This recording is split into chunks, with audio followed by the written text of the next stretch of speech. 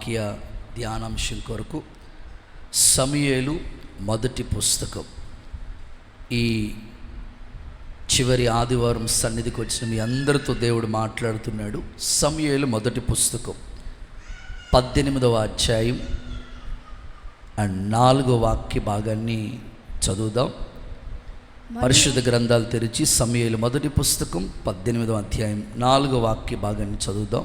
మరియు యోనాతాను తన దుప్పటిని, తన కత్తిని, తన విల్లును, నడికట్టును తీసి దావీదునికి ఇచ్చెను. చాలండి, ఒకసారి అందరు ఈ మాట నాతో చెప్తామా? యోనాతాను, గట్టిగా చెప్పాలి. యోనాతాను తన దుప్పటిని, తన కత్తిని, తన విల్లును, తన నడికట్టును దావీదుకి ఇచ్చెను. చప్పట్లు కొడుతూ సరే యేసయ్యకు మహిమ చెల్లిద్దామా? గుడ్. ఇప్పుడు ఒక్కొక్కటి గురించి నేను మీతో వివరించాలని కోరుకుంటున్నాను. పరిశుద్ధాత్ముడు ఈ మాటలు మనకి బోధించునుగాక. ఓకే, ఒక్కొక్కరు ఒక్కొక్క వస్తువు తీసుకుని ఇక్కడికి వస్తే ఆ వస్తువు విలువను నేను వివరించాలని కోరుకుంటున్నాను. మిగిలిన వారు కూర్చోవాలి. పిల్లలు ఒకళ్ళు రండి. ఇప్పుడు యోనాతాను దుప్పటి వేసుకో, ఒక్కలే రావాలి, మిగతా వాళ్ళు రాకూడదు. ఒక్కలు ఒంటి మీద దుప్పటి కప్పుకో. స్వామి, ఎలా కప్పుకుంటావు దుప్పటి? సరిగ్గా నిద్రపోయినప్పుడు దుప్పటి అటు కప్పుకుంటావు, అటు కప్పుకో. గుడ్, మొత్తం కప్పుకోవాలి. ఓకే, దావీదుకి యోనాతాను 4 వస్తువులు ఇచ్చాడు. ఈ 4 వస్తువుల గురించి ఉదయకాలం ప్రభు మనతో మాట్లాడనుగాక. హెడ్డింగ్ వచ్చేసి యోనాతాను దావీదుకి ఇచ్చిన ఆయుధాలు. యోనాతాను దావీదుకి ఇచ్చిన ఆయుధాలు. ఎందుకో ఈ ఉదయకాలం ఈ మాటలు దేవుడు గుర్తు చేయడానికి నాకు ఆత్మలో ప్రేరేపణిచ్చాడు. వాస్తవంగా ఆధ్యాత్మికంగా ఆలోచిస్తూ ఉంటుంటే ఈ 4 వస్తువులు కూడా చాలా విలువైన మాటలు. వాటి యొక్క ఆంతర్యాన్ని పరిశుద్ధాత్ముడు మనకి బోధించునుగాక. కూర్చో, పిలుస్తాను. అప్పుడు ఇంట్రడక్షన్ చెప్పిన తర్వాత ఒక్కొక్క వస్తువు గురించి నేను మాట్లాడతాను. ఓకే, శ్రద్ధగా దేవుని మాటలు మనం విందాం. చేతుల పైకెత్తి ఒకసారి అందరూ హల్లెలూయా చెప్తారా? చాలా సంతోషం. ఇక్కడ దావీదు, యోనాతాను వాళ్ళిద్దరు కూడా ప్రాణ స్నేహితులు. వాస్తవంగా చెప్పుకోవాలి అని అంటే దావీదేమో గొర్రెల కాపరి, యోనాతాను ఏమో రాజు కొడుకు, యువరాజు. కానీ వీళ్ళిద్దరి మధ్యలో ఉన్న స్నేహబంధం చాలా ఆత్మీయ సత్యాన్ని మనకు గుర్తు చేస్తూ ఉంది. మన జీవితాల్లో కూడా మనకి చాలామంది స్నేహితులు ఉంటారు. కొంతమంది ప్రాణానికి ఎక్కువగా ప్రేమించే ప్రాణ స్నేహితులు, యోనాతాను లాంటి మంచి ప్రాణ స్నేహితులు కూడా మనకు ఉంటారు. మనకి ఏ కష్టం వచ్చినా, మనకి ఏ ఇబ్బంది వచ్చినా వెన్నంట ఉండి మంచిగా గైడెన్స్ ఇచ్చి ధైర్యపరిచి ప్రోత్సాహపరిచే యోనాతాను లాంటి మంచి స్నేహితుల్ని మీలో చాలామంది కలిగి ఉండటం, అది మీ జీవితానికి ఆశీర్వాదకరమని నేను దైవజనుడిగా గుర్తు చేస్తూ ఉన్నాను. ఇక్కడ చదువుకున్న వాక్య భాగాన్ని మనం చదువుతూ లేఖనాల్లో మనం ధ్యానిస్తూ ఉంటే యోనాతాను ఒక రాజు కొడుకు, దావీదు ఒక గొర్రెల కాపరి. వీళ్ళిద్దరి మధ్యలో ఒక మంచి స్నేహబంధం ఏర్పడింది. ఆ ప్రాణం కంటే ఎక్కువగా యోనాతాను దావీదుని ప్రేమిస్తూ వచ్చాడు. సో ప్రేమించి ఈ 4 వస్తువులు ఇచ్చినట్లుగా లేఖనాల్లో మనం చదువుతూ ధ్యానిస్తూ ఉన్నాం. నేను ఈ సందర్భంలో కొన్ని మాటలు మీకు వివరించడానికి ఇష్టపడుతున్నాను. దేవుడు కూడా అందరికంటే మంచి ప్రాణ స్నేహితుడు. దేవునికి స్తోత్రం కలుగునుగాక. ఇప్పుడు యోనాతాను దావీదుకి ఎలాగ ప్రాణ స్నేహితుడు అయ్యాడో మన ప్రభు అయిన యేసుక్రీస్తు కూడా మనందరికీ ప్రాణం కంటే ఎక్కువగా ప్రేమించే ప్రాణ స్నేహితుడు. భౌతికంగా లోక స్నేహాలు కొన్నిసార్లు వైరం కూడా ఏర్పడచ్చేమో, కానీ దేవునితో ఉన్న స్నేహబంధం చాలా గొప్పది. దేవుడు మనల్ని ఆకర్షించి స్నేహ బంధంతో మనల్ని బంధించి ఉన్నాడు. ఈ ప్రాణ స్నేహితుడైన యేసుక్రీస్తు ప్రభు లేఖనాల్లో ఇలా రాయబడింది, నిజమైన స్నేహితుడు విడువక ప్రేమిస్తాడు, అట్టివాడు దుర్దశలో కూడా తనని విడిచిపెట్టడు, ప్రాణం కంటే ఎక్కువగా ప్రభు మనల్ని ప్రేమించాడు కనుకనే ఆయన ప్రాణాన్నే మన కొరకు ఇచ్చేసాడు. నిజంగా ఈ భూమి మీద మంచి స్నేహితుడు అనేవాళ్ళు ఎవరైనా ఉన్నారంటే ఆయన యేసుక్రీస్తు ప్రభువే. దేవునికి స్తోత్రం కలుగునుగాక. కనుక ఏ కష్టం వచ్చినా, ఏ బాధ వచ్చినా, ఏ ఇరుకు ఇబ్బందులు మనకి ఏర్పడినా ప్రభు పాద సన్నిధిలోకి వెళ్ళి చెప్పుకుంటూ ఉంటే ప్రాణ స్నేహితుడిగా, ప్రాణాన్నే అర్పించిన స్నేహితుడిగా ఉన్న ప్రభు అన్ని కోణాల్లో మనల్ని ధైర్యపరుస్తాడు, మనతో ఉంటాడు, తోడుగా ఉంటాడు, నీడగా ఉంటాడు, ధైర్యపరుస్తాడు, నూతన పరుస్తాడు. యేసు నామములో ఇట్టి కృప దేవుడు మీకొక్కొక్కరికి దయచేయునుగాక.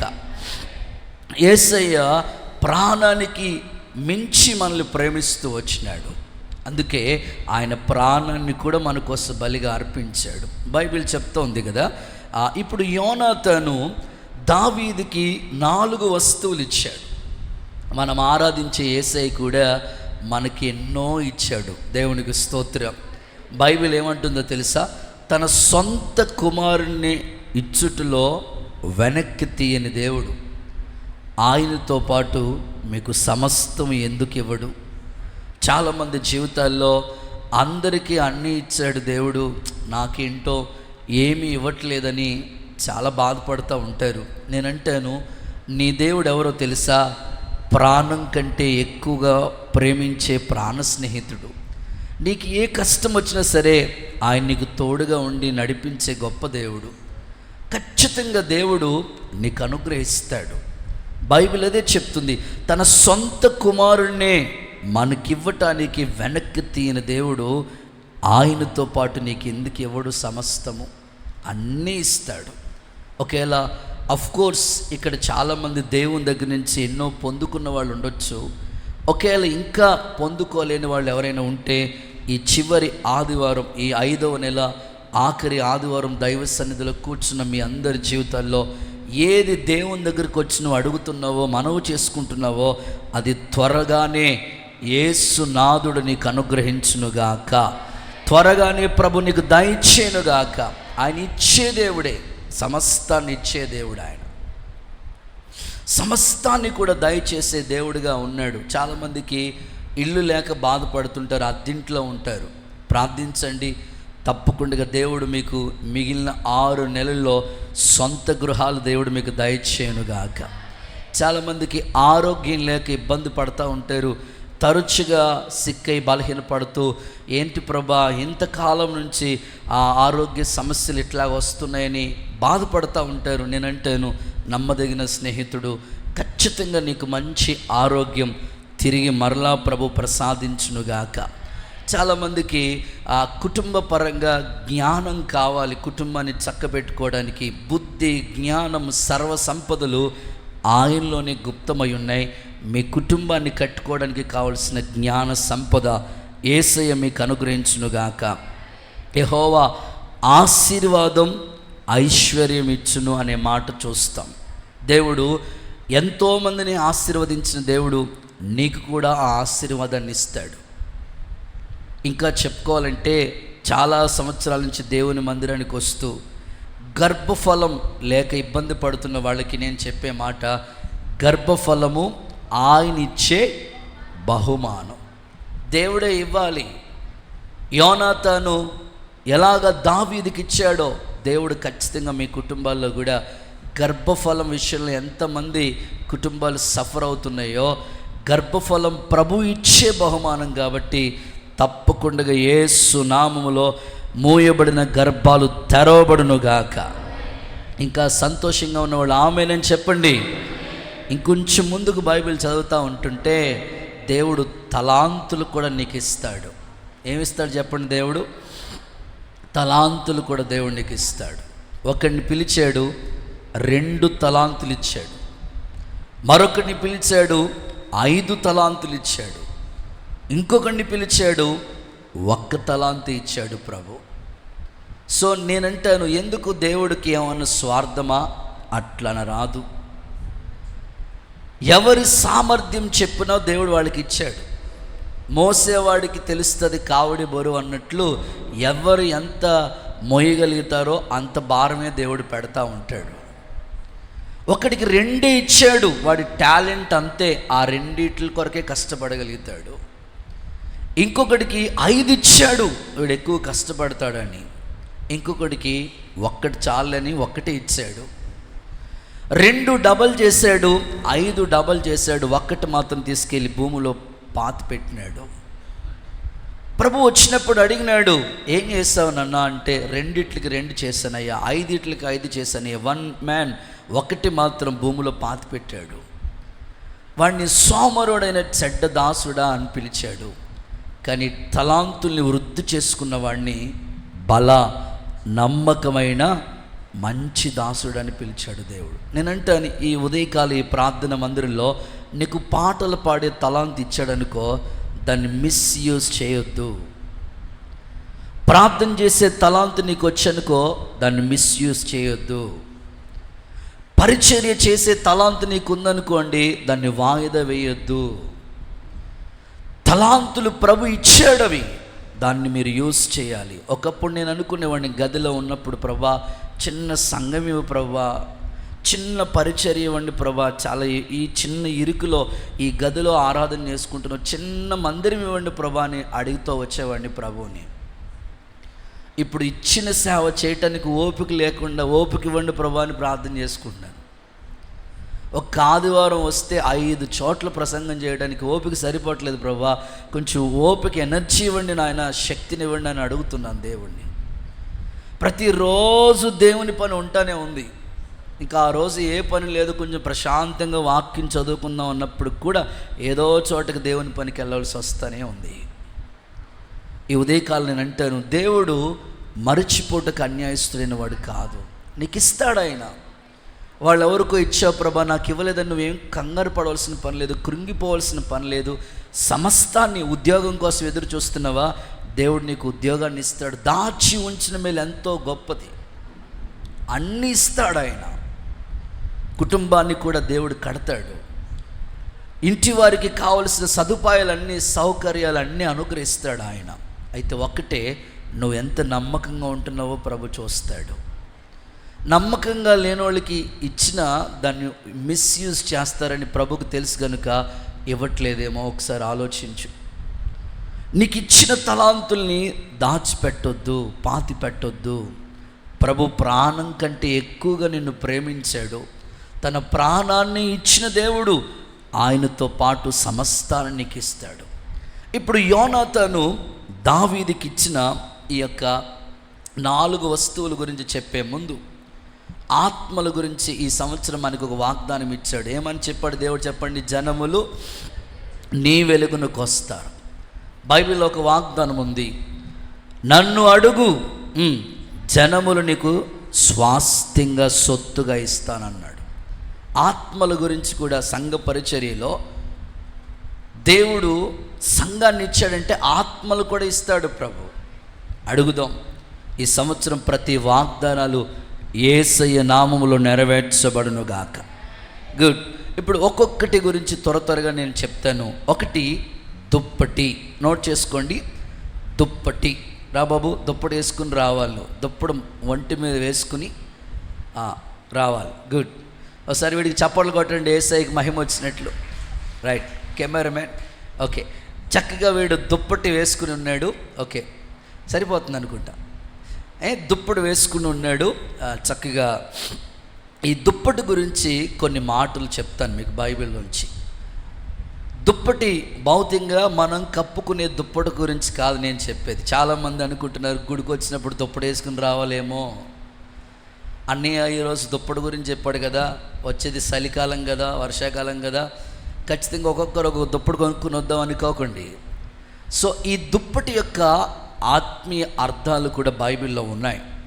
చూద్దామా? చదవండి. పరిశుద్ధ గ్రంథమైన బైబిల్లో రాసుల మొదటి పుస్తకం 19వ అధ్యాయం 19-20 వాక్యాలు చదవగా విందాం. రాసుల మొదటి పుస్తకం 19వ అధ్యాయం 19-20 వాక్యాలు చదవగా విందాం. ఏలియా అచ్చటి నుండి పోయిన తర్వాత ఏలియా అచ్చటి నుండి పోయిన తర్వాత అతనికి షాపాతు కుమారుడైన ఎలీషా కనబడిన. ఓకే, అతడు తన ముందరనున్న 12 అరకల ఎడ్ల చేత దుక్కి దున్నించుచు 12వ అరక తాను తోలుచుండెను.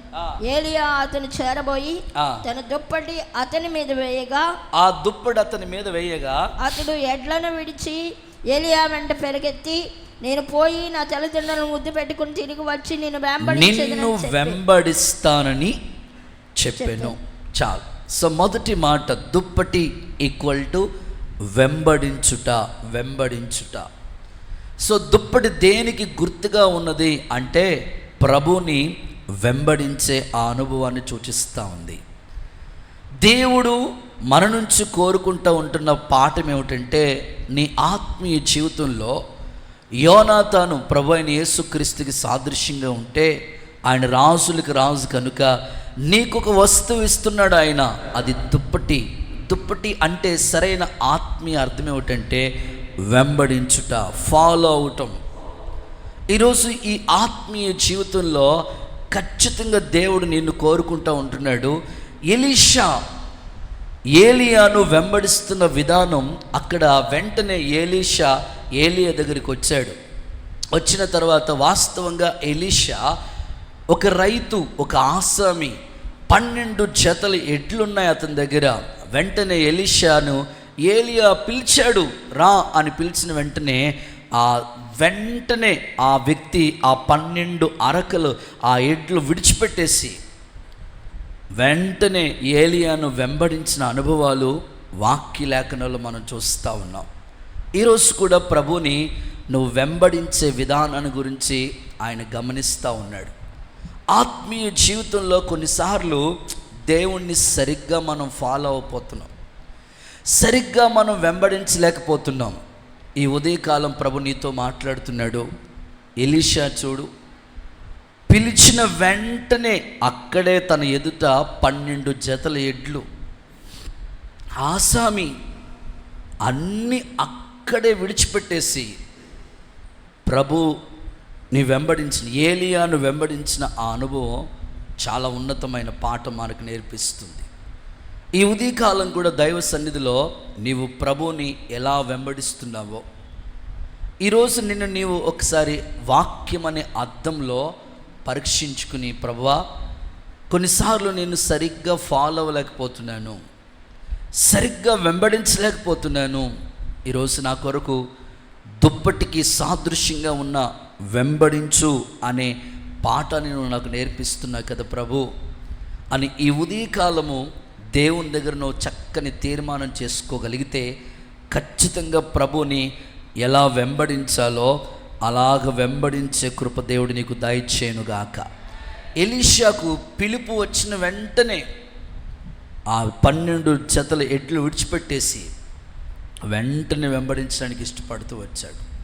కొన్నిసార్లు దేవుడు మనల్ని పిలుస్తాడు, చీకట్లో కూర్చున్న మనల్ని ఆశ్చర్యకరమైన తన వెలుగులోకి ప్రభు పిలిచినప్పుడు ఆయన గుణాతిశయాన్ని మనం ప్రచురించాలి. తప్పకుండా వెంబడించుట్లో వెనక్కి తిరగకూడదు, వెనక్కి వెళ్ళకూడదు. ఫాలో అవమన్న వెంటనే ఖచ్చితంగా వెంబడించే ఆ అనుభవం రావాలి మనకి. ఎలీషా ఏలియాని ఎలా వెంబడిస్తూ వచ్చాడు తెలుసా? మీరు బైబిల్లో చూస్తారు కదా, 4 స్థలాలకు వెళ్తూ ఉన్నాడు ఏలియా. వెళ్ళాడు, ఎక్కడెక్కడికి వెళ్ళాడు తెలుసా? గిల్గాల్కి వెళ్ళాడు ఏలియా. ఎలీషా కూడా గిల్గాల్కి వెళ్తూ ఉన్నాడు. అక్కడి నుంచి మరలా బేతేలుకి వచ్చాడు, నేను కూడా బేతేలుకి వస్తానంటున్నాడు. బేతేలు నుంచి ఎరుకోకి వెళ్ళాడు, నేను కూడా ఎరుకోకి వస్తాను. చివరికి యోర్దాన్ దగ్గరికి వెళ్తే నేను కూడా యోర్దాన్ దగ్గరికి వస్తానన్నాడు.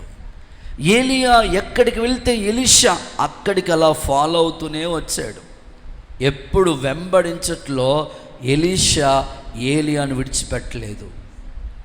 మీరు బైబిల్లో ఆ అధ్యాయాలు ఒకసారి చూద్దామా? రాజుల 2వ పుస్తకం 2వ అధ్యాయం చూడండి. 2 నుంచి కొన్ని వచనాలు చదివితే, దేవుడు నన్ను బేతేలుకు పొమ్మని సెలవిచ్చాను. గనుక నువ్వు దయచేసి ఇక్కడే ఉండమని చెప్పినప్పుడు కూడా ఎలీషా యెహోవా జీవము తోడు, నీ జీవము తోడు, నిన్ను విడువనని చెప్పగా వారిద్దరూ బేతేలికి ప్రయాణం చేశారు. సో వాళ్ళిద్దరి మధ్యలో గ్యాప్ అనేది రాకుండగానే ఏలియాను ఎలీషా ఫాలో అవుతూనే వచ్చాడు. ఈ ఉదయకాలం కూడా దైవజనుడిగా నేను కోరుకుంటున్నాను, నువ్వు వెంబడించే విధానంలో ఎక్కడ మార్పు రాకూడదు, ఎక్కడ వెనకడుగు వేయకూడదు. బేతేలికి వెళ్ళినా, గిల్గాల్కి వెళ్ళినా, ఎరికోకి వెళ్ళినా, యోర్దానికి వెళ్ళినా ఎక్కడున్నా వెంబడిస్తూనే ఉన్నాడు. ఆత్మీయ జీవితంలో ఇలాగ వెంబడించే కృప దేవుడు మనకి దయచేయునుగాక. రూతు స్టోరీ మనకు తెలుసు కదా. నయోమి ఆఫర్ ఇచ్చింది, మీ ఇష్టం, మీరు వెళ్ళిపోవచ్చు, మీ ఇష్టం. కానీ వార్ప అయితే అత్తను ముద్దు పెట్టుకుని వెళ్ళిపోయింది. కానీ నయోమి దగ్గర ఉన్న రూతు, నీ దేవుడే నా దేవుడు, నీ జనమే నా జనము, నువ్వెక్కడికి వెళ్తే నేను అక్కడికి వస్తాను, మరణము తప్ప నిన్ను నన్ను ఏది వేరు చేయదు. ఆ విధంగా రూతు నయోమిని వెంబడించింది కనుకనే యేసుక్రీస్తు వంశావళిలో రూతు పేరు రాయబడి ఉన్నది. చప్పట్లు కొడుతూ ఒకసారి యేసయ్యకి మహిమ చెల్లిస్తామా. ఎవరు వెంబడిస్తారో వాళ్ళ జీవితాలు ఆశీర్వాదకరంగా దేవుడు మలుస్తాడండి, దీవెనకరంగా ప్రభు మలుస్తాడు, ఖచ్చితంగా మలుస్తాడు. వెంబడించుట్లో వెనక్కి వెళ్ళకూడదు. ఒక చిన్న స్టోరీ చెప్పాలని నేను ఇష్టపడతా ఉన్నాను. చేతులు ఊపుతో ఒకసారి హల్లెలూయా అని చెప్పండి, గట్టిగా చెప్పాలా. పులికి పెళ్ళి కుదిరిందంట. ఏంటి పాస్టర్ గారు, పులికి కూడా పెళ్ళి అవుతుందా? అదొక కథ, కానీ దాంట్లోంచి ఒక పాఠాన్ని మనం నేర్చుకోవచ్చు కాబట్టి నేను చెప్తా ఉన్నాను. పులికి పెళ్ళి కుదిరితే అస్సలు అడవిలో అంత గ్రాండ్ పార్టీ జరుగుతూ ఉందట, అస్సలు వైభవంగా జరుగుతూ ఉందట. అసలు అన్నీ పుల్లో ఆ యొక్క అడవిలో ఏ జంతువులు అయితే ఉంటాయో, ఏనుగు, ఎలుగుబంటి, కుక్క, నక్క, పిల్లి, ఇవన్నీ కూడా అస్సలు హంగామా చేస్తూనే ఉన్నాయంట. డ్రమ్స్, మ్యూజిక్స్, గ్రాండ్ పార్టీ ఇవన్నీ జరుగుతానికి సిద్ధమవుతుంది. సింహము ఇవన్నీ వచ్చేసి పెళ్ళిలో. అయితే విచిత్రమైన సంగతి ఏంటంటే, ఒక పిల్లి బ్రేక్ డ్యాన్స్ చేస్తూ ఉందంట. ఆ పెళ్ళికి బాగా బ్రేక్ డ్యాన్స్ చేస్తూ ఉందంట. పిల్లి చేస్తూ ఉంటుంటే తనకి చూసి ఇంకొక పిల్లి అడిగిందంట, ఏంటి అసలు ఏంటి అలా అడవడంతా ఏంటి, అడవిలో ఏంటి ఎప్పుడు లేని సంబరాలు, డ్యాన్స్లు, బ్రేక్ డ్యాన్స్లు, ఇవన్నీ ఏంటి అసలు అనంటే ఆ పిల్లి చెప్పిందట, ఏం లేదు, ఈరోజు మా పులి పెళ్ళి, మా అన్నీ పెళ్ళి, అందుకనే ఈ బ్రేక్ డ్యాన్స్ అనంటే, అప్పుడు ఇంకొక పిల్ల అడిగింది కదా, నువ్వేంటి ఇంత బ్రేక్ డ్యాన్స్ చేస్తావు అంటే, మా అన్నీ పెళ్ళి, పులన్నీ పెళ్ళి, అందుకనే ఈ డ్యాన్స్ అనండి. వెంటనే ఆ పిల్ల అదంట, నాకు కూడా పెళ్ళవక ముందు నేను కూడా పులే అన్నదంట. స్తోత్రం చెప్పండి ఒకసారి. ఆ పిల్ల అంటుందంట, నేను కూడా పెళ్ళవక ముందు పులే, ఇప్పుడు పిల్లిలా అయిపోయాను అనండి. నేనంటాను, చాలామంది జీవితాల్లో పెళ్ళవక ముందు వరకు కూడా దేవుణ్ణి అద్భుతంగా ఫాలో అవుతూ ఉంటారు. వివాహం జరక్క ముందు వరకు ఎక్కడ కూటమన్నా, ప్రార్థన, సన్నిధన్న, అబ్బో పరుగులెడతానే ఉంటారు. వారు పెళ్ళయిన తర్వాత పులి మరలా పిల్ల అవ్వకూడదు. వివాహ బంధాన్ని దేవుడు ఇచ్చింది భక్తికి ఆటంకంగా ఉండడానికి కోసం కాదు కదా. మీ ప్రార్థనలకి ఆటంకంగా ఉండకుండానట్లు జ్ఞానంతో కాపురం చేయండి అన్నాడు దేవుడు. ఒకప్పుడు బాగానే వెంబడించి ఇప్పుడు మ్యారేజ్ అయిన తర్వాత రాలేకపోతున్నారండి బ్రదర్, ప్రార్థించలేకపోతున్నాను పాస్టర్ గారండి, సన్నిధిలో ఉండలేకపోతున్నా, అట్లా ఉండకూడదు. పిల్లలున్నా, కుటుంబం ఉన్నా, ఉద్యోగం ఉన్నా, వ్యాపారం ఉన్నా, చేతి పనులున్నా, చదువు ఉన్నా, నీకు ఏది ఉన్నా భక్తికి ఆటంకంగా ఉండకూడదు. సమస్తాన్ని దేవుడు నీకు ఇచ్చాడు, ఇచ్చినందుకు భక్తికి ఆటంకం కాకూడదు కదా. దేమాను మీరు చూడండి, పౌలును విడిచి లోకాన్ని స్నేహించి. మీరు చదువుతారా? తిమోతికి రాసిన పత్రికలో ఇలా రాయబడి ఉంది. 2వ తిమోతి పత్రిక, తిమోతికి రాసిన 2వ పత్రిక 4:10 చూడండి. అక్కడ ఏమని రాస్తుంది? దేమ లోకాన్ని స్నేహించి నన్ను విడిచి తెస్సలోనికకు వెళ్ళిపోయాను అనే మాట ఉంది అక్కడ.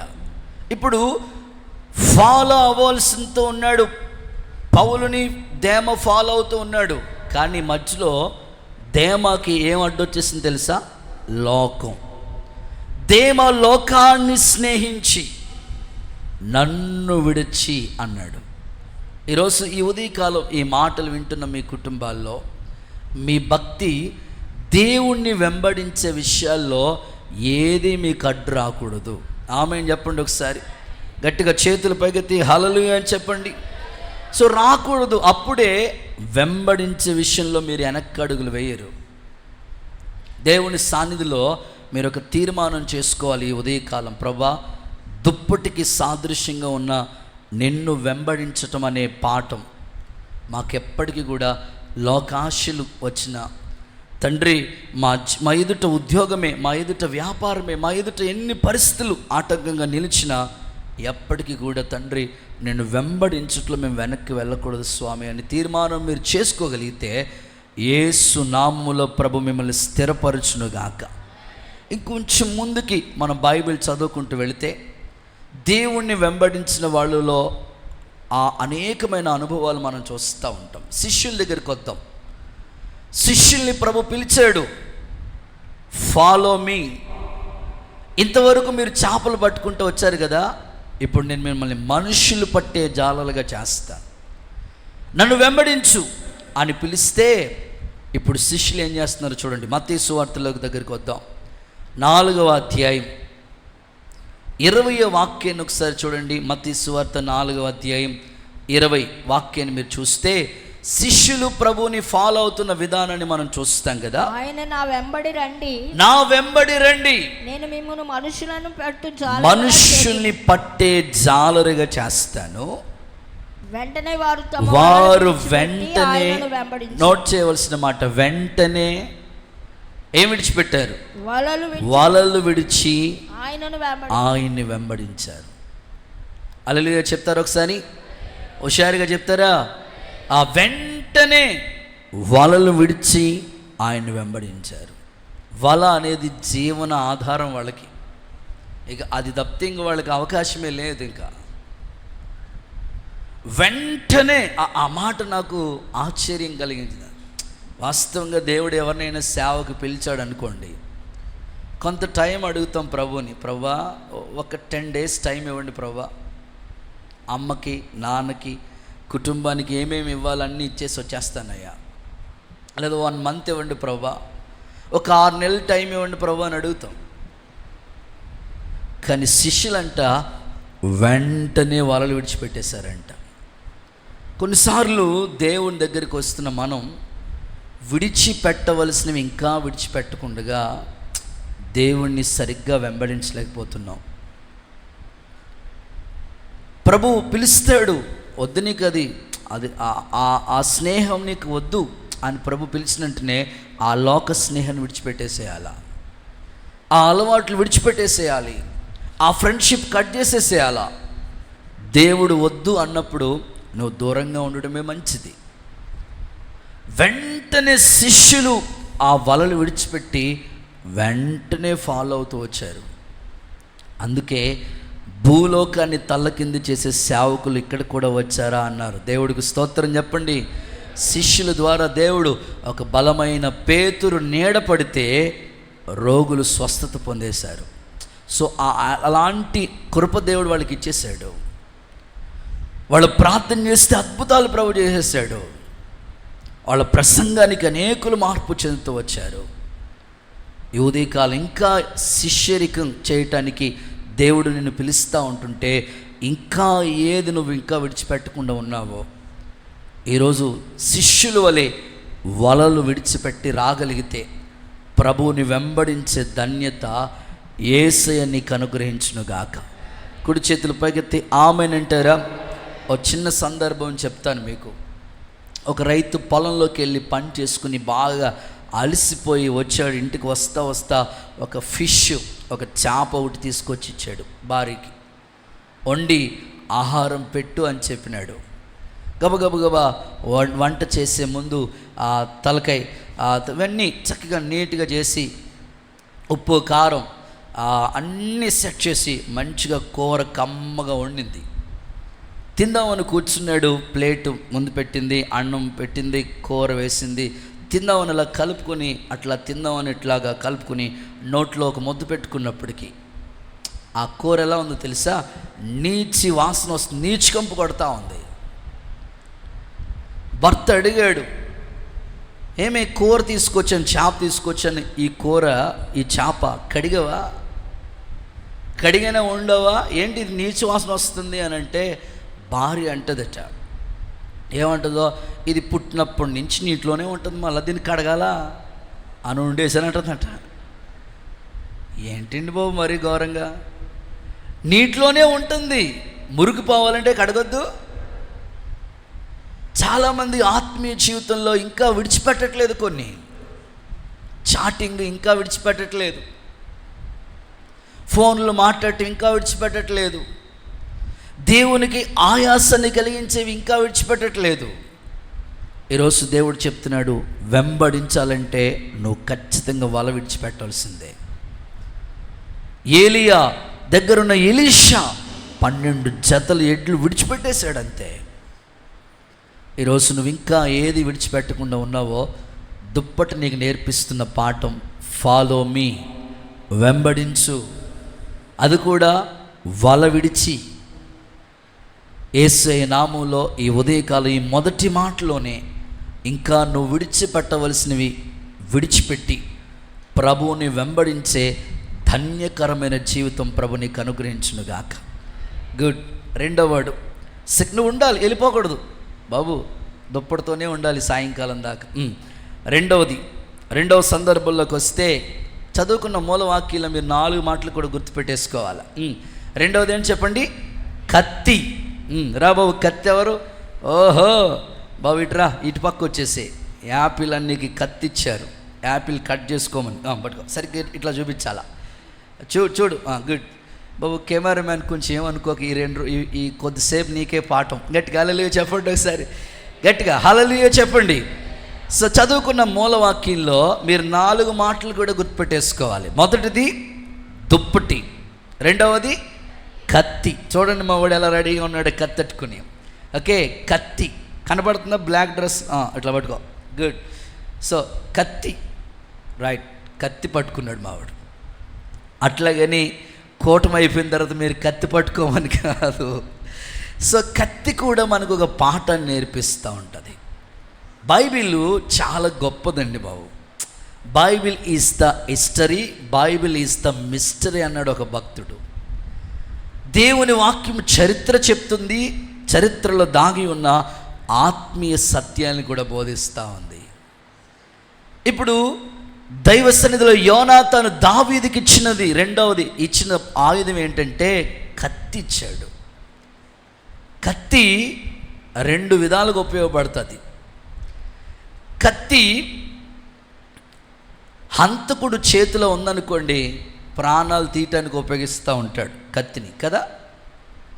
వాడు హంతకుడు, వాడి చేతిలో కత్తి ఉందనుకోండి, దీని విలువ తెలియదు, ప్రాణాలు తీయటమే ధ్యేయం అనుకుంటా కత్తితో ప్రాణాలు తీసేవాళ్ళు లోకంలో చాలామంది ఉన్నారు. ఇదే కత్తి డాక్టర్ గారి చేతులకు వెళ్ళింది అనుకోండి, ఇప్పుడు ఆపరేషన్ చేసే డాక్టర్ గారి చేతిలో ఏముంటుంది? అది కూడా కత్తి కదా, ఇలాంటి కత్తి కాదు, అది చాలా ఆపరేషన్ చేసే కత్తి వేరే ఉంటుంది. ఆ కత్తి అది డాక్టర్ గారి చేతిలో ఉంది. ఆ కత్తి తన డాక్టర్ గారి చేతిలోకి వెళ్తే ప్రాణాన్ని పోస్తాడు ఆయన. డెలివరీ సమయంలో ఆపరేషన్ చేస్తారు కదా, కత్తితో ఆపరేషన్ చేస్తూ ఉంటారు. హార్ట్ ఆపరేషన్ చేయాలంటే కత్తితో ఆపరేషన్ చేస్తూ ఉంటారు. ఎన్నో సర్జరీలు జరుగుతుంటాయి, ఆపరేషన్ చేసి డాక్టర్ గారి చేతిలో ఉన్న కత్తి ప్రాణాన్ని పోస్తూ ఉంది, హంతకుడి చేతిలో ఉన్న కత్తి ప్రాణాన్ని తీస్తూ ఉంది. ఈరోజు నువ్వు ఆలోచించాలి. దేవుడు నీకు కూడా కత్తి అనే ఆయుధాన్ని ఇచ్చాడు. ఏది పాస్టర్ గారు, నాకు ఇచ్చిన కత్తి అయినా కనపట్లేదండి బాబు, బెల్ట్ లోపల పెట్టుకోలేదు, జేబులో పెట్టుకోలేదండి, ఆ కత్తి ఏది చెప్పండి బాబు నాకు త్వరగా అని అంటే చెప్తాను. చూడండి లేఖనాల్లో చూడండి, హెబ్రీయులకు రాసిన పత్రిక 4వ అధ్యాయం 12వ వాక్యం చూడండి ఒకసారి.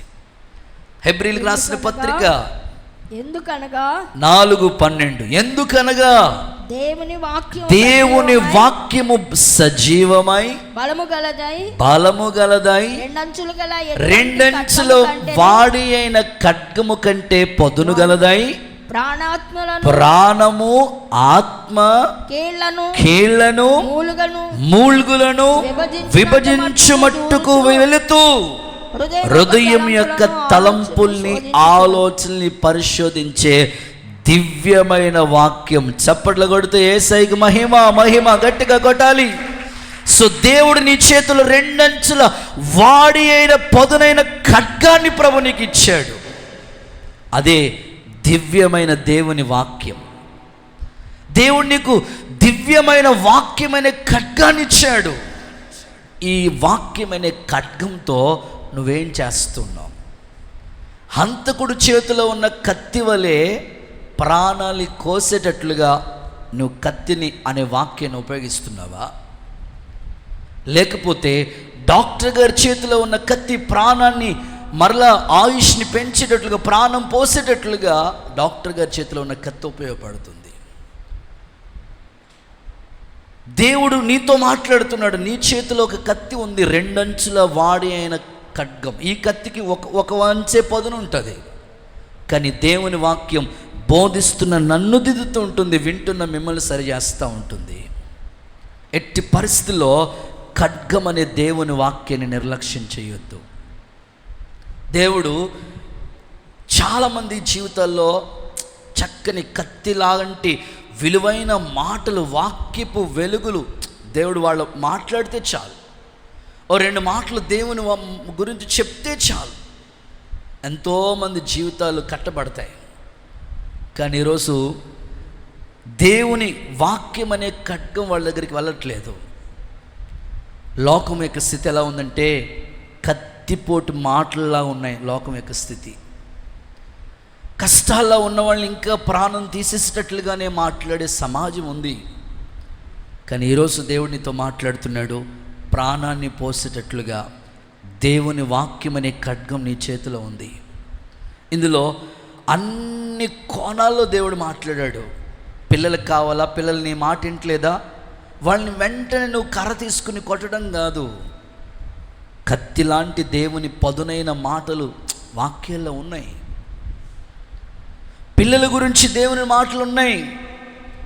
నీ తల్లిని తండ్రిని సన్మానించినట్లు నువ్వు దీర్ఘాయుష్మంతుడు అవ్వాలంటే నువ్వు తల్లిని తండ్రిని సన్మానించిన దేవుని మాటలు ఉన్నాయి. నీ పిల్లలు ఒలీవ మొక్కల వలె ఉంటారని దేవుని మాటలు రాయబడి ఉందని. నీ పిల్లలకి నేనే ఉపదేశం చేస్తాను. యవనస్తులు దేని చేత నడత శుద్ధి చేసుకుంటారు? దేవుని వాక్యం అనే ఖడ్గము ద్వారే కదా.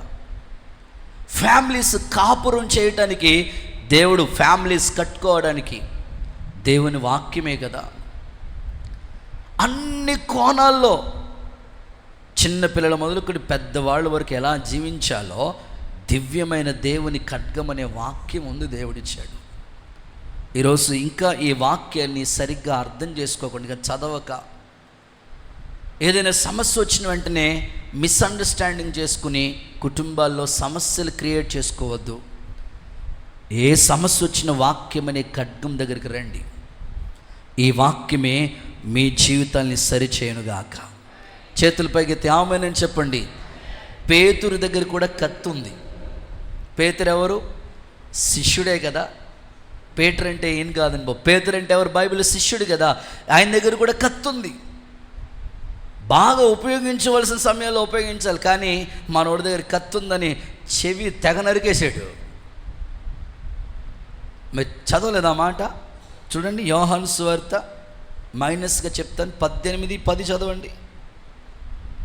18వ అధ్యాయం 10వ వాక్యం చదవండి. సీమోను పేతురు వద్ద కత్తి ఉండినందున, సీమోను పేతురు దగ్గర ఏముంది? కత్తి ఉంది. కత్తి ఉంది. అతడు దాన్ని దూసి ప్రధాన యాజకుని దాసుని కొట్టి చెవి తెగ నరికేశాడంట. హల్లెలూయా. మళ్ళా ప్రభువే అతికాడు.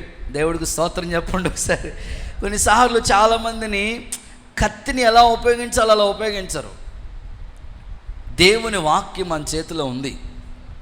వాక్యం నిన్ను ఎవరు ఎన్ని ప్రశ్నించినా వాక్యంలోంచే నువ్వు సమాధానం ఇవ్వాలా. అంతేగా నా దగ్గర కత్తి ఉందని తర్వాత చూసుకుందాంలే అని చెవి తెగ నరికేసే పేతుర్లా ఉంటే ఎట్లా? చాలా ఇప్పుడు ఎన్నెన్నో సంభవాలు జరుగుతున్నాయి. మొన్న ఎవరో నాతో బ్రదర్ చెప్తున్నాడు, ఒక 5 ఏళ్ల క్రితం అనుకుంటా, పాపం ఆవిడికి డెలివరీ అయింది, బాలింతరాలండి. భార్యాభర్తల మధ్యలో ఏదో చిన్న డిస్కషన్.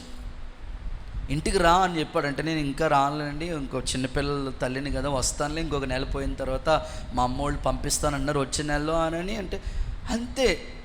అత్తోరిల్లు అమ్మగారి ఇల్లుకి పెద్ద దూరం ఏం కాదు, డిస్టెన్స్ చాలా దగ్గరే.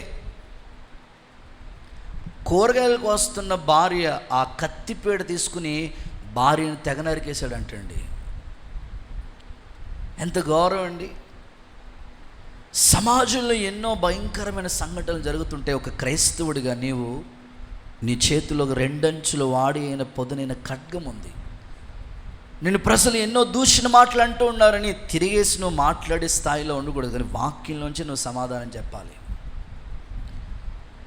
ప్రతిదానికి కూడా వాక్యమే 2 అంచుల పదునైన ఖడ్గం నీ చేతిలో ఉంది. అది ఎలాంటి వాళ్ళ జీవితాలైనా మార్చగలిగిన శక్తి దేవుని వాక్యానికి ఉంది.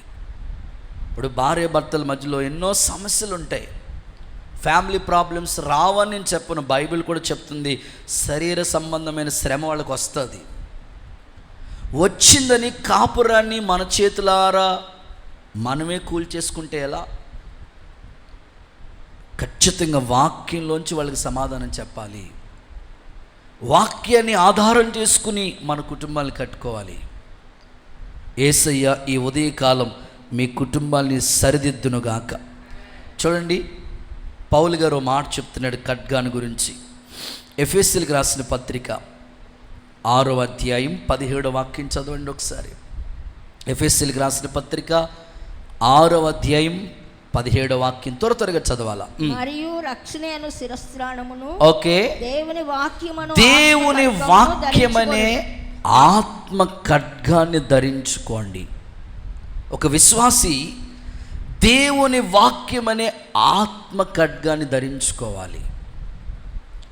అప్పుడు ఖచ్చితంగా మనం అపవాది వేస్తున్న అగ్ని బాణాలని మనం ఆర్పవేయచ్చు. ఆత్మ ఖడ్గాన్ని ధరించుకోవాలి అంటే నిజంగా ఖడ్గం ధరించుకుంటే దేనికోసమో తెలుసా? యుద్ధం చేయటానికి. మనకి శత్రువు 3 శత్రువులు ఉన్నారు మనకి. మీ పక్కింటి వాళ్ళు కాదండోయ్, ఎదిరింటి వాళ్ళు అంతకన్నా కాదు. మనకి 3 శత్రువులు ఉన్నారు. అందులో ఒకటి సాతానుడు, ప్రధాన శత్రువు మనకి. వాణ్ణి నువ్వు వాక్యం ద్వారానే జయించాలి. నీకు సాతానుగడికి నీకు పోరాటం జరుగుతుంటుంటే కత్తి అనే వాక్యం ద్వారా నువ్వు జయించాలి. యేసయ్యని చూడు, అపవాది శోధించడానికి వచ్చి ఇదిగో ఈ రాజ్యాలన్నీ నీకు ఇచ్చేస్తాను, నాకు మొక్కు. వెంటనే ప్రభువు సాతానుగడితో వాక్యంతోనే మాట్లాడుతూ ఉన్నాడు. వాక్యం ద్వారానే ఎదిరించాడు. ఆ తర్వాత ఇప్పుడు మనకి శత్రువు లోకం దాని ఆశలు గతించిపోతున్నాయి. సాతానుగాడు లోక ఆశలు చూపిస్తూ ఉంటాడు, వాటిని జయించాలి. 3వ శత్రువు మన శరీరమే మనకి శత్రువు. అస్సలే ఉపవాసం ఉండనివ్వదు, ప్రార్థన చేయనివ్వదు, మోకాళ్ళు వేయనివ్వదు, అసలు ఏమీ చేయనివ్వదు. మన శత్రువు మన శరీరమే. ఈ 3 శత్రువుల్ని జయించాలంటే నీ చేతిలో ఆత్మ ఖడ్గం అనే వాక్యం ఉండాలి. ఆమేన్ చెప్పండి ఒకసారి. అప్పుడే సాతాన్ని మనం జయించగలుగుతాం. ఈ ఖడ్గాన్ని ఆయుధంగా మనం ధరించుకుంటాం. ఆమేన్ చెప్పండి గట్టిగా. కుడి చేతుల పైకెత్తి హల్లెలూయా అని చెప్పండి. సో ఖచ్చితంగా ఆత్మ ఖడ్గం అనే వాక్యం మన చేతిలో ఉంటే సాతాన్ని ఈజీగా మనం ఓడించవచ్చు, జయించవచ్చు. కుటుంబాల్లో సమస్యల్ని జయించవచ్చు. ఈ ఉదయకాలం దివ్యమైన వాక్యమైన ఆత్మ ఖడ్గాన్ని మీరు కలిగి జీవించి శత్రువుని ఎదుర్కొనే ధైర్యాన్ని, బలాన్ని యేసయ్య వాక్యం ద్వారా మీకు అనుగ్రహించునుగాక. ఖచ్చితంగా ప్రభు ఆ విధమైన భక్తి మార్గాలు మిమ్మల్ని నడిపించాలని ఒక సేవకుడిగా నేను ఆశతో ఈ మాటలు చెప్తున్నాను. చేతులు ఊపుతో ఒకసారి హల్లెలూయా చెప్తారా? కానీ చాలా సందర్భాల్లో శత్రువు మనల్ని ఏం చేస్తాడంటే ఈ ఖడ్గాన్ని నువ్వు అసలు పదును పెట్టనివ్వడు. ఇప్పుడు కత్తి తెగాలంటే పదును ఉండాలి కదా. ఈ కత్తికి పదును ఉండదు. కర్రని కొడతానే ఉంటాడు, కానీ పొరపాటును కూడా ఆ కమ్మ తెగదు. కారణం ఏమిటంటే పదును లేదు.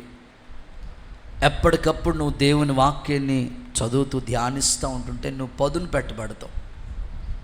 అప్పుడు ఏ సందర్భంలో ఎలాగ మాట్లాడాలో దైవ జ్ఞానం నీకు వస్తుంది. రీసెంట్గా ఓ సందర్భాన్ని నేను ఒక ఆయన చెప్తూ ఉంటుంటే విన్నాను. ఫ్యామిలీలో ప్రాబ్లమ్స్ గురించి ఆయన మాట్లాడుతూ ఉన్నాడు. ఆయన పోలీస్ ఆఫీసర్. ఆయన ఆఫీస్కి చాలా కంప్లైంట్స్ వస్తూ ఉంటాయంట. భార్య భర్తల మధ్యలో పెద్ద కంప్లైంట్ వచ్చింది. భార్య 100 కాల్స్ ఉంటాయి కదా, 100ఏనండి ఇప్పుడు ఏదైనా కంప్లైంట్ వస్తే 100ఏ కదా, 100కి ఫోన్ చేసిందంట. పోలీస్ డిపార్ట్మెంట్ 100కి ఫోన్ చేసిందంట. చేసి, ఏమండి పోలీస్ ఆఫీసర్ గారు, నేను ఇప్పుడు చచ్చిపోయేటట్టున్నానండి, మీరు రాకపోతే నేను చచ్చిపోతానండి. అమ్మ ఏమైంది? చచ్చిపోయేటట్టున్నానండి, ఎక్కడున్నారు రండి బాబు అనండి. వెంటనే ఆ 100 కాల్కి ఫోన్ వస్తే రిసీవ్ చేసుకుని ఆ ఆఫీసర్ గబగబా ఎక్కడున్నాడు పలానా ప్లేస్ చెప్తే అక్కడికి వెళ్ళాడంట. వెళ్ళిన వెంటనే ఆ భార్య చెప్తుంది, ఏమని చెప్తుందంటే, ఏదో చంపేటట్టున్నాడండి బాబు నన్ను నేనా అని. పెళ్లి చేసుకుని 6 నెలలు కూడా చంపేటట్టున్నాడండి నా అని. ఏమ్మా ఏం జరిగిందమ్మా? ఏమి ఆయనదేమో తప్పు ఉందా అని. ఎందుకు చంపేసినట్టున్నా? ఆవిడ అన్నీ వదులుకొని నీ దగ్గరికి వచ్చింది కదా, నువ్వు భర్తగా గౌరవించాలి, కానీ నువ్వు అట్లా చేస్తే ఎట్లాగా? ఏంటి ఏమైందని మొత్తం ఆ తద్దిన బద్దిన మొత్తం మాట్లాడి అసలైన విషయం చెప్పామా ఏమైంది? ఇంతకీ ఆ ఫోన్ కాల్ ఎందుకు చేసిందంటే, ఆవిడ భర్త ఎందుకు చంపేస్తానన్న అంత పరిస్థితులు వాళ్ళకి వచ్చినాయి. ఏంటంటే కోడిగుడ్డు అట్టు గురించి వచ్చిందంట కంప్లైంట్. దేనికోసం వచ్చింది చెప్పండి? కోడిగుడ్డు అట్టు. ఆయన ఏమన్నాడంట, ఈవిడ ఏమన్నదంట, అంతే అక్కడ స్టార్ట్ అయిందంట. ఇది ఎక్కడి దాకా వెళ్ళిపోయింది? 100 కాల్స్ దాకా పోయింది, పోలీస్ స్టేషన్ దాకా. చాలామంది కుటుంబాల్లో జ్ఞానం లేకనండి ఇలాంటి సమస్యలు. మీరు చూడండి, లేఖనాల్లో ఏమని చెప్తుందో తెలుసా? పేతురు పత్రికలో చాలా కుటుంబాన్ని గురించి చాలా చక్కగా చెప్పినాడు పేతురు గారు. పేతురు రాసిన పత్రికలో, మొదటి పేతురు పత్రికలో చూడండి, జ్ఞానంతో కాపురం చేయండి అనే మాట చూస్తాం కదా. 1 పీటర్ 3:7, అటువలే పురుషులారా జీవమును కృపావరములో మీ భార్యలు మీతో పాలివారై ఉన్నారని ఎరిగి ఎక్కువ బలహీనమైన ఘట్టమని ఎరిగి భార్యని సన్మానించి మీ ప్రార్థనలకు అభ్యంతరం కలగకుండా ఉండునట్లు జ్ఞానంతో కాపురం చేయండి. కోడిగుడ్డు పుల్టు కోసం పోలీస్ స్టేషన్ ఎక్కితే ఎట్లా? జ్ఞానంతో కాపురం చేయండి. వాక్యం చదివితే జ్ఞానం వస్తుంది, లేకపోతే సమస్యలు. ఇంకొక విచిత్రమైన సంగతి కూడా ఆయన చెప్పినాడు. ఏంటనంటే, భర్త పద్దాక పేచి పెడతా ఉంటాడు, పొద్దుగా పేచి పెడతానే ఉంటాడంట. మళ్ళీ ఆవిడ వెంటనే వాళ్ళ ఇంటోళ్ళకి ఫోన్ చేసింది. వీళ్ళ ఇంటోళ్ళు వచ్చారు, గొడవ పెద్ద మనుషుల మధ్యలో పెట్టారు. ఏంటమ్మా భర్త చెప్తున్నాడు, కంప్లైంట్ ఇస్తున్నాడు భార్య మీద. ఏమేనండి, టీ పెట్టమంటే పెట్టదండి. ఆ మాత్రాన్ని ఎందుకు కట్టుకున్నానండి ఇవన్నీ? భార్య అయినంత టీ పెట్టాలా లేదా అని కంప్లైంట్ ఇచ్చాడు భర్త. భార్య అంటుందంటే, ఏమమ్మా భర్తకి కనీసం టీ కూడా పెట్టలేవు నువ్వు? టీ కూడా పెట్టలేనివాడు ఏం భార్య అమ్మ నువ్వు? అప్పుడు భార్య సమాధానం చెప్తుందంట, ఏమండి ఆఫీసర్ గారు, ఒక్కసారి పెట్టమంటే పెడతాను, 2 సార్లు పెట్టమంటే పెడతాను, 3 సార్లు పెట్టమంటే పెడతాను, 4 సార్లు, 5 సార్లు, 10 సార్లు పెట్టమంటే పెడతానండి. రోజుకి ఈ మనిషి 50 సార్లు తాగుతాడండి. ఎక్కడ పెడతానండి నేను? ఇప్పుడు ఎవరిది తప్పు? భార్య టీ పెట్టలేనందుకు భార్యని అందామా? 50 సార్లు తాగుతున్నందుకు ఈ మనిషిని అందామా? కుటుంబాల్లో సమస్యలు వస్తే రావని నేను చెప్పను. అలాగని వాక్యం అనే ఖడ్గం దగ్గరికి మనం వస్తే అన్నీ సెట్ అయిపోతాయి. యేసు నామములో వాక్యము చేత మీ గాయాలు కట్టబడునుగాక. ఆమేన్. ఆపరేషన్ చేసినప్పుడు గాయం కడతాడండి డాక్టర్ గారు. నిజంగా డాక్టర్ గారు గాయాలు కడతాడు. ఈరోజు ఎన్నో కుటుంబాలు గాయాల్లో ఉన్నాయి, ఎన్నో కుటుంబాలు హృదయ ఆవేదనలతో ఉన్నాయి. దేవుడు వాళ్ళని వాక్యం అనే ఖడ్గము ద్వారా వాళ్ళని ఆదరించి, డాక్టర్ గారు ఎలాగ గాయాలు కడతాడో పరమ డాక్టర్ ప్రభు అయిన యేసుక్రీస్తు ఈ వాక్యం ద్వారా గాయాలతో ఉన్న వాళ్ళ కుటుంబాల్ని ఆదరించునుగాక, ఆ గాయాలు కట్టబడునుగాక, ధైర్యముతో దేవుడు నింపునుగాక. కుటుంబ సమస్యలో ఉన్న వాళ్ళ గాయాలు యేసు నామములో కట్టబడునుగాక. గుడ్. 3వ మాటలకు వస్తున్నాను. 3rd వన్, మరలా చెప్పండి. దుప్పటి. మీకు ఇది ప్రాజెక్ట్ వర్క్ మాట, అందుకని మీకు వీడియో చూపిస్తుంటే గుర్తుండిపోతుందని నేను ఇలా నిలబెట్టాను. ఓకే. దుప్పటి, కత్తి. దుప్పటి దేనికి గుర్తు? వెంబడించు, ఫాలో మీ. కత్తి దేవుని వాక్యం, గాయాలు కట్టే వాక్యం. రైట్. 3వది విల్లు. రావయ్య బాబు. గుడ్. అక్కడే ఉండు, చూపించు, స్ట్రైట్గా పెట్టు. బాణం గురి తీసుకొట్టాలి, ఎవరికి గుచ్చుకుంటో తెలియదు ఇంక యేసునామములో. ఓకే. 3వది ఎడం చేయ మనకి. Okay, left hand. ఓకే, పర్వాలా. విల్లు, బాణం. సో 3వది బాణం. విల్లుకి మరొక పేరు ఏమిటంటే బాణం. సో ఇది దేనికి గుర్తు అని అంటే చదువుదాం. పరిశుద్ధ గ్రంథమైన బైబిల్లో నుంచి ఆదికాండ గ్రంథం 27వ అధ్యాయం 3వ వాక్యం. కాళ్ళు అవుతున్నాయా? పర్లే కదా. ఓకే. కాబట్టి నువ్వు దయచేసి నీ ఆయుధములైన నీ అంబుల పొదని నీ విల్లును తీసుకుని అడవికి పోయి నా కొరకు వేటాడి. విల్లును తీసుకుని అడవికి పోయి నా కోసం వేటాడి మాంసం తీసుకుని రా. చాలు. ఇక్కడ తండ్రి తన కుమారుడితో చెప్తున్నాడు, నువ్వు అడవికి వెళ్ళి నీ ఆయుధం విల్లును తీసుకుని వేటాడి నాకు ఆహారం తీసుకురా అన్నాడు. సో ఇక్కడ ఆత్మీయంగా మీతో మాట్లాడటానికి ఇష్టపడతా ఉన్నాను. విల్లు ఒక మాటలో చెప్పాలంటే బాణం. ఒక క్రైస్తవుడు చేతిలో ఉన్న గొప్ప బాణం ఏది అంటే సువార్త. అనండి ఒకసారి మీ నోటితో, సువార్త. దైవజనుడిగా నేను ఒక మాట చెప్తున్నాను, మనం కూడా వేట ఆడవలసిన ఒక వేట ఉన్నది, అదే సువార్త అనే వేట. ఆ రోజు తండ్రి తన కొడుకుతో చెప్తున్నాడు, నువ్వు వెళ్ళు, అడవికి వెళ్ళు. అడవి లోకానికి గుర్తుగా ఉన్నది. వేటాడి నాకు మాంసం తీసుకురా, ఆహారం తీసుకురా అని చెప్తున్నాడు తండ్రి. ఈరోజు కూడా ప్రభు నీతో మాట్లాడుతున్నాడు. నీ చేతిలో ఒక విల్లు ఉంది, ఆ విల్లే బాణం, సువార్త బాణం. ఈ బాణాన్ని నీ చేతిలోనే దేవుడు ఉంచాడు. ఆ బాణాన్ని నువ్వు ఉపయోగించవలసిన రీతిగా ఉపయోగిస్తే ఖచ్చితంగా ఎంతోమంది ఆ గురి లేకుండా ఉన్నారు, గురి తప్పిపోతున్న వాళ్ళు ఉన్నారు. వాళ్ళని గురి వద్దకు నడిపించడానికి, వాళ్ళని దారిలోకి తీసుకురావటానికి సువార్త బాణము ఉపయోగించదముగాక. యేసు నామములో సువార్త ద్వారా ఆత్మలు రక్షించబడునుగాక.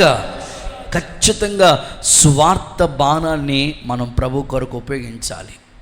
బలవంతుని చేతిలో బాణాలుగా మనం తయారవ్వాలి. లేఖనాల్లో ఆ మాట చదువుదాం కదా, 127వ కీర్తనలో ఈ మాటలు ఉన్నాయి కదా, బలవంతుని చేతిలో మనం బాణంగా ఉండాలని 127వ కీర్తనలో కీర్తనకారుడు ఈ మాట చెప్తున్నాడు. చూడండి 127వ కీర్తన. బలవంతుని చేతిలో బాణం అనే మాట చూస్తాం. 127వ కీర్తన అండ్ 4వ వచనం చూద్దాం. యవ్వన కాలమందు పుట్టిన కుమారులు బలవంతుని చేతిలో బాణము వంటి వారుగా ఉంటారు.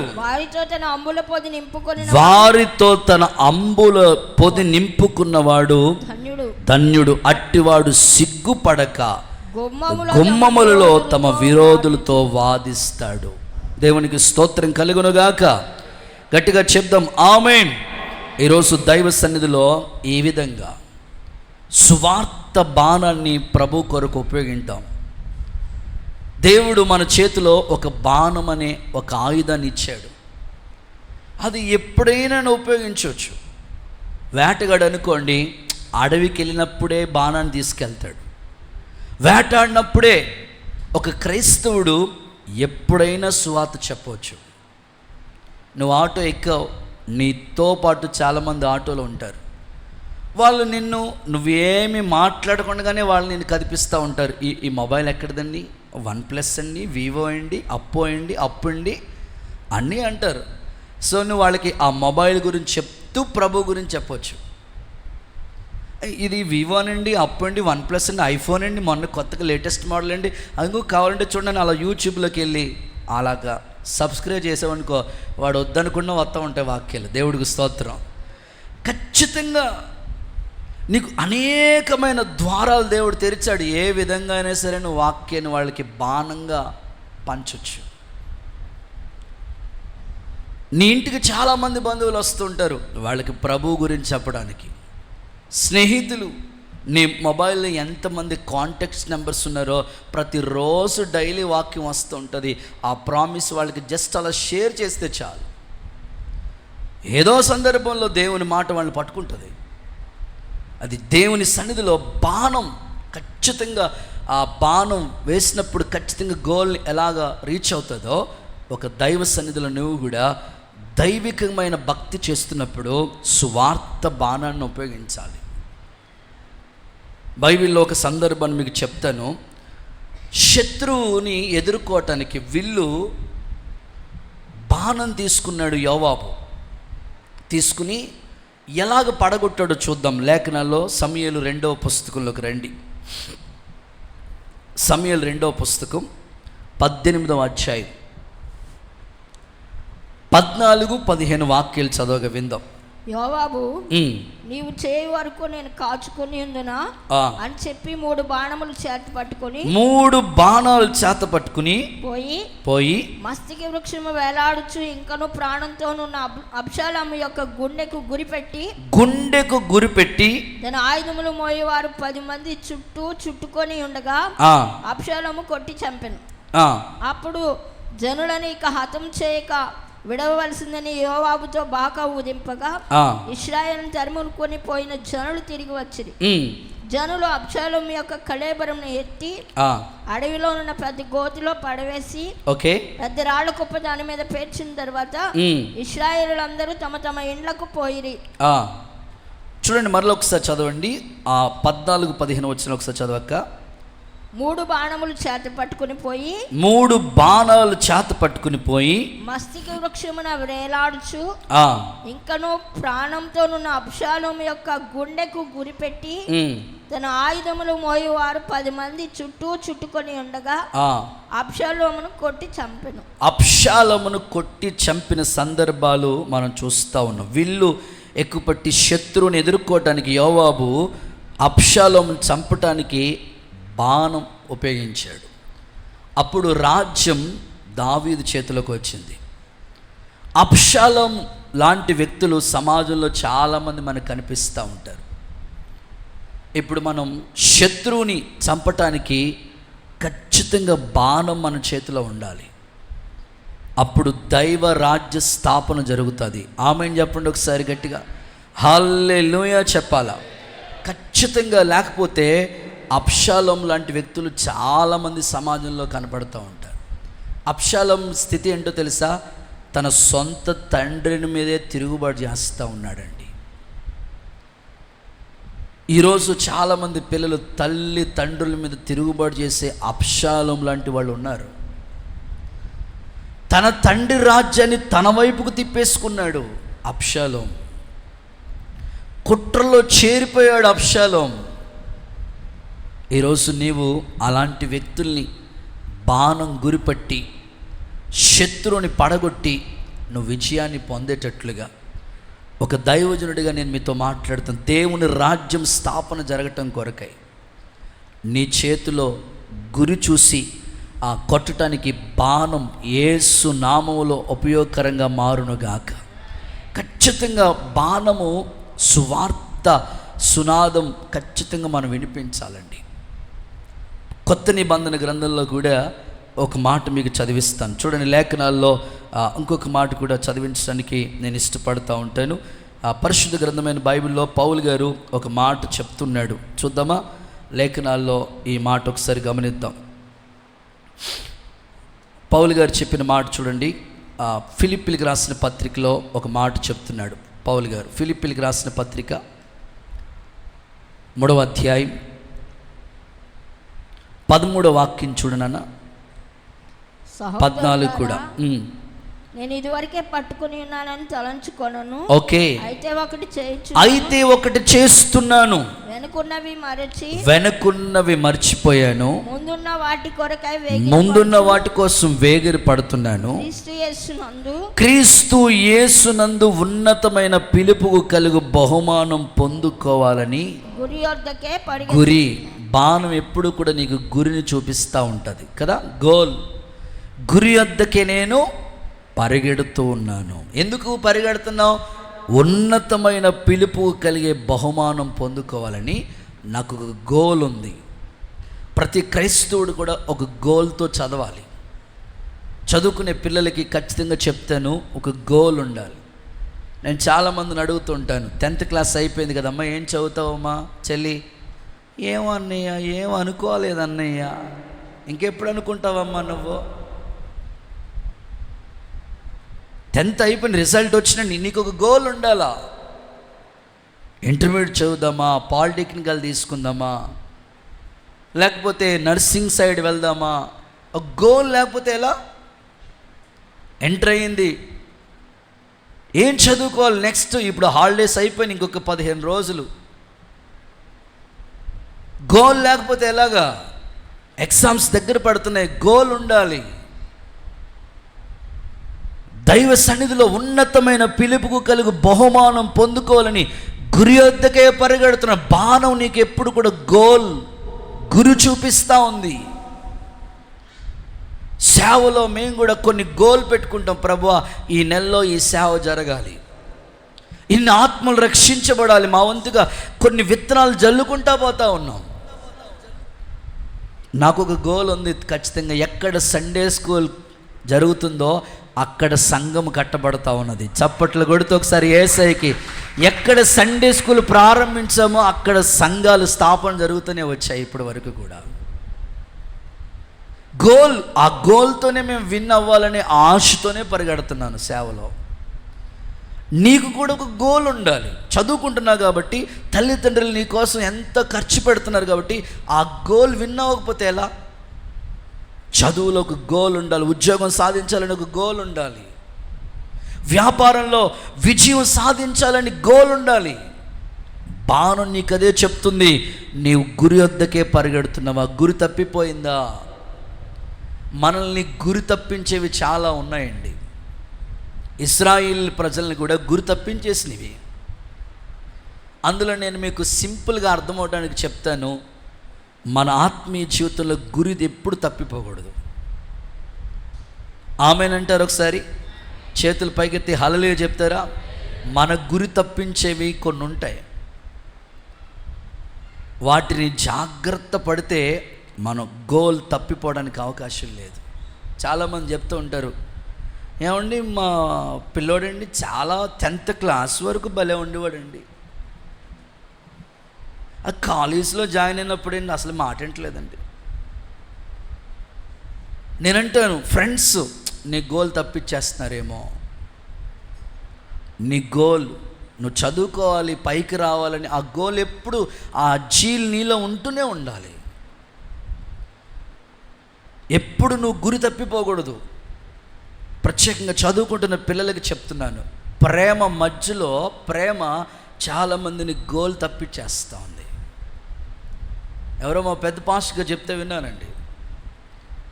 పాపం ఆవిడ గోల్ కలెక్టర్ అవ్వాలని గోల్ అంట ఆ పాపకి. మీరు ఎవరైనా కలెక్టర్ అవ్వాలని గోల్ ఉంటే మంచిదే. మన షమ్మాలో ఒక కలెక్టర్ ఉన్నాడు అనుకుంటాను నేను. కలెక్టర్ అవ్వాలని గోల్ అంట ఆ పాపకి. ఇంటర్మీడియట్ బాగా చదివిందంట, 10th బాగా చదివిందంట, గోల్ బాగానే ఉంది. ఉన్నత చదువులకు వెళ్ళినప్పటికీ చివరికి కలెక్టర్ అవ్వాల్సిన అమ్మాయి కండక్టర్గా పెళ్లి చేసుకుందంట. గోల్ ఏమవుతుంది? చాలామంది గురి తప్పిపోతూ ఉంది. మధ్యలోకి వచ్చినప్పటికీ గోల్ మిస్ అయిపోతుంది. పరుగులు రాని పీటీ ఉషాని గుర్తు చేసుకోండి. దేవుడికి స్తోత్రం చెప్పండి ఒకసారి. హల్లెలూయా. పౌలు గారిని గుర్తు చేసుకోండి.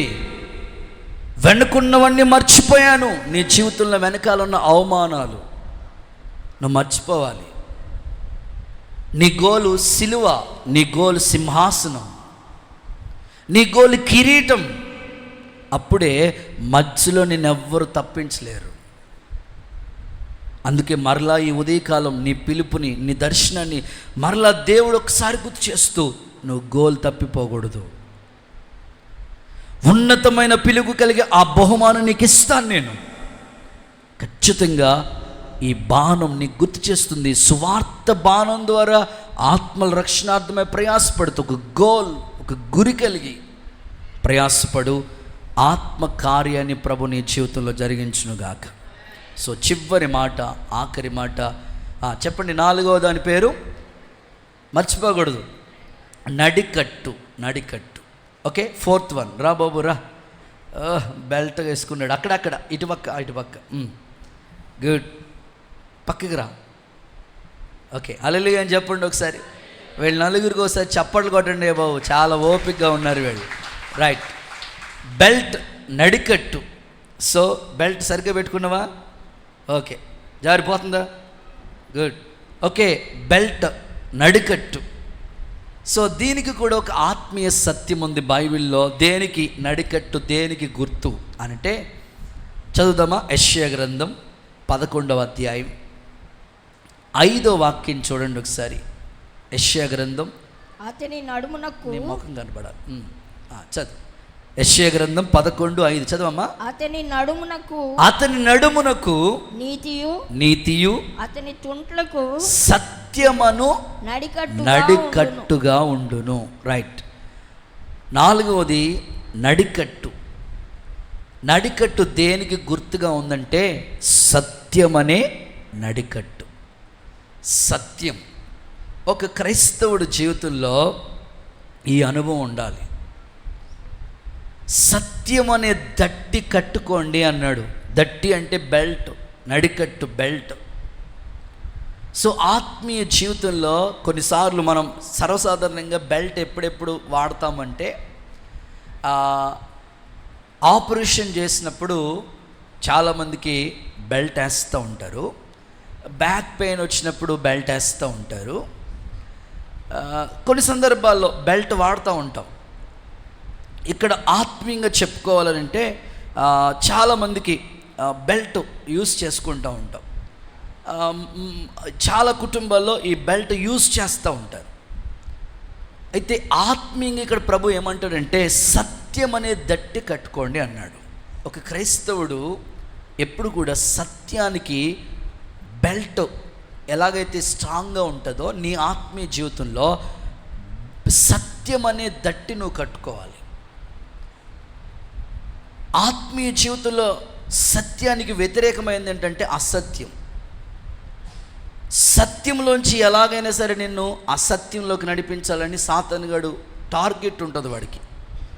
నువ్వు ఎప్పుడు కూడా సత్యం విషయంలో రాజీ పడకూడదు. సత్యం కొరకు నిలబడుతూనే ఉండాలి. బైబిల్లో చూడండి, సమరయ స్త్రీని అడిగాడు ప్రభు, అమ్మాయి మీ ఆయన తీసుకురా. నీళ్ళు అడిగింది, నీళ్ళు ఇచ్చారు ప్రభు. మీ ఆయన తీసుకురా. ఆమె సత్యం చెప్పింది, నాకు భర్త లేడు. వాస్తవంగా ఆమెకు భర్త లేడు, కానీ ఎంతోమందితో కాపురం చేస్తూ ఉంది. సో తన జీవితాన్ని ఒప్పుకుంది ప్రభు దగ్గర. అప్పుడు యేసయ్య అన్నాడు, నువ్వు సత్యమే చెప్పావమ్మా, ఉన్నవాడు కూడా నీవాడు కాదు. ఎప్పుడైతే తన జీవితాన్ని పాపం అనే కుండ అక్కడ పగలగొట్టేసిందో, ఆ ఊరిలోకి వెళ్తే ప్రభు గురించి చెప్తే ఊరూరు ప్రభువుని వెంబడించారు. కారణం ఒకటే, ఆమెలో ఉన్న సత్యము. ఇంకా బైబిల్లో చూస్తే హిజ్కియా మరణకరమైన రోగం వచ్చింది. రోగాలు క్రైస్తవులకి రావని నేను చెప్పను, వస్తాయి. వచ్చినప్పుడు ఒకటే ఆయన అడిగాడు, ప్రభా నీ సన్నిధిలో నేను ఎలా సత్యంతో బ్రతికానో ఒక్కసారి జ్ఞాపకం చేసుకోను. ఆయన ఎంత యథార్థంగా బ్రతికానో ఒక్కసారి జ్ఞాపకం చేసుకో. ఒకే మాట అడిగాడు. అతని ఎదుట దేవుడు, నువ్వు కన్నీళ్లు విడిచి నేను చూశాను, నీకు మరలా 15 సంవత్సరాలు ఆయుష్ ఇస్తున్నాను అన్నాడు దేవుడు. సత్యము. అందుకే బైబిల్లో ఈ మాట రాస్తుంది చూడండి, యెషయా గ్రంథంలోనే ఈ మాట చూస్తాం. 26:2 చూడండి. సత్యమును అనుసరించు జనులకు ప్రవేశించినట్లు ద్వారాలు తెరవబడతాయి. అందరూ చప్పట్లు కొడుతూ ఒకసారి యేసయ్యకి మహిమ చెల్లిస్తారా? నువ్వు సత్యాన్ని అనుసరించడం మొదలు పెడితే నీ ఎదుట మూయబడిన తలుపులన్నీ కూడా యేసు నామములో తెరవబడునుగాక. ఎప్పుడైతే సత్యాన్ని నువ్వు అనుసరించడం మొదలు పెట్టావో నీ ఎదుట అన్ని తలుపులు దేవుడు తెరుస్తూనే ఉంటాడు. మరలా చివరిలో ఇంకొక వాక్యం చూద్దాం. ఎఫెసీ పత్రిక 6:14 కూడా చదువుకుని మనం ప్రార్థన చేసుకోబోతున్నాం. మీ నడుమునకు సత్యమును దట్టి కట్టుకోండి. మీ నడుమునకు సత్యం అనే దట్టి కట్టుకోండి. నీతి అను మైమరువు తోడు. చాలండి. సత్యం అనే బెల్ట్ నీ జీవితంలో ఎక్కడ కూడా రాసి పడకూడదు. అసత్య మార్గంలోకి నడిపించే ఎన్నో నీ ఎదుట ఉంటాయి. ఆ పర్లేదులేండి, ఎంత భక్తి చేసేవాళ్ళు ఎక్కడున్నారులేండి, అట్లాగే ఎప్పుడు నువ్వు రాజీ పడొద్దు. సత్యం ఎప్పుడూ సత్యమే. సత్యమందు వాళ్ళని ప్రతిష్ఠ చేయమన్నాడు. ఇంకా ప్రభు అంటే నేనే మార్గం నేనే సత్యం అన్నాడు ప్రభు. ఆ సత్యం అనే దట్టి నీ నడానికి కడితే ఇక నువ్వు కదలవు, స్థిరంగా ఉంటావు. బైబిల్ ఇంకొక మాట కూడా చెప్తాడు కదా పౌలు, పేతురు గారు ఏమంటారంటే మీ మనస్సు అనే నడాన్ని కట్టుకోండి అన్నాడు మాట. కొన్నిసార్లు ఆత్మీయ జీవితంలో సత్యానికి స్తంభాలుగా సాక్షులుగా బ్రతకవలసిన మనం కొన్నిసార్లు సత్యాన్ని విడిచి తిరిగే ఆ అనుభవాలు సత్యంలోంచి తొలగిపోయేటట్లుగా. ఇంకొక మాట ఉంది, ప్రసంగి అంటాడు, సత్యమైనది దూరంగా బహులోతుగా ఉన్నది, దాన్ని పరిశీలన చేసేవాళ్ళు కొందరే. సత్యవాక్యము మన ఎదుట ఉన్నది, ఆ సత్యాన్ని ఖచ్చితంగా మనం కట్టుకోవాలి. ఒక క్రైస్తవుడికి జీవితంలో సత్యం అనే దట్టి ఉండాలి. లేకపోతే బెల్ట్, నడుంకి బెల్ట్ లేకపోతే ఎలాగ ఇబ్బంది అవుతుందో నీ ఆత్మీయ జీవితంలో కూడా అలాగే జారిపోయే పరిస్థితులు ఏర్పరచబడతా ఉంటాయి.